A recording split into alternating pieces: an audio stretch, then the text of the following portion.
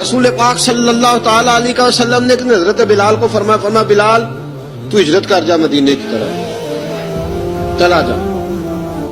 حضرت بلال نے عرض کی حضور میں غلام ہوں، خادم ہوں، ہر حکم ماننا میری ڈیوٹی ہے، لیکن ایک عرض کرنی ہے صرف۔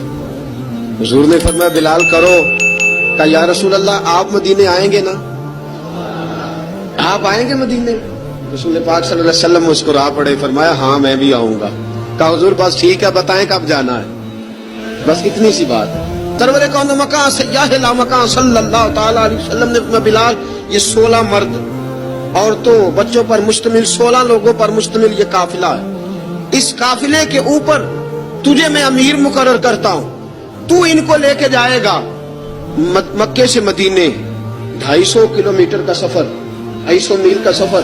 حضرت بلال حبشی رضی اللہ تعالیٰ عنہ قافلے کے امیر بن کے، سخت گرمی کا موسم، حضرت بلال کے ہاتھوں میں تلوار ہے، ایک ہاتھ میں نیزہ ہے، ایک ہاتھ میں تلوار ہے، تیر آپ نے پیچھے باندھ رکھے ہیں پشت پہ، اور آپ لے کے جا رہے ہیں، کبھی قافلے کے آگے کبھی پیچھے، کبھی دائیں کبھی بائیں۔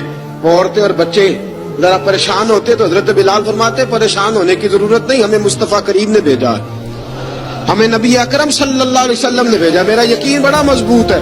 اب یہ قافلہ جا رہا ہے، حضرت بلال حبشی نے بخیر و عافیت سپہ سالار بن کر اس قافلے کو پہنچایا مدینے میں۔ اب مدینے پہنچا کے سارے لوگ مدینے والے مدینے میں لگ گئے اپنے اپنے کام۔ حضرت بلال پہلے دن ہی آ کے مدینہ منورہ سے باہر سرحد پہ کھڑے ہو گئے۔ کہا بلال ادھر کیا کر رہے ہو؟ نبی پاک علیہ السلام نے وعدہ فرمایا تھا میں آؤں گا، اب میرا تو کام ہے نبی پاک کا انتظار کرنا، استقبال کرنا۔ حضرت بلال روز انتظار کرتے، رسول پاک تشریف لے آئے، حضور حکم کیا ہے؟ فرمایا مسجد بنانی ہے، مسجد قباء بن رہی ہے، تو سب مزدوروں سے زیادہ کام حضرت بلال نے کیا۔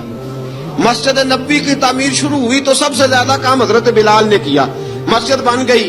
اب جناب اذان کا معاملہ شروع ہو گیا، مسلمانوں کو نماز کے لیے کیسے بلائیں؟ ایک صحابی کہنے لگے حضور ہم اوپر آگ جلایا کریں گے، جب آگ جلے گی تو لوگوں کو پتہ چلے گا نماز کا وقت ہو گیا۔ ایک نے کہا ہم بڑی دف منگواتے ہیں، دف بجائیں گے، نماز کا وقت ہو گیا۔ حضور نے فرمایا جاؤ صبح فیصلہ کریں گے۔ رات صحابہ سوئے، حضرت عبداللہ ابن زید رضی اللہ تعالیٰ عنہ اور حضرت عمر فاروق رضی اللہ خواب دیکھتے ہیں، خواب میں کوئی اذان پڑھ رہا، اللہ اکبر اللہ اکبر اللہ اکبر اللہ اکبر۔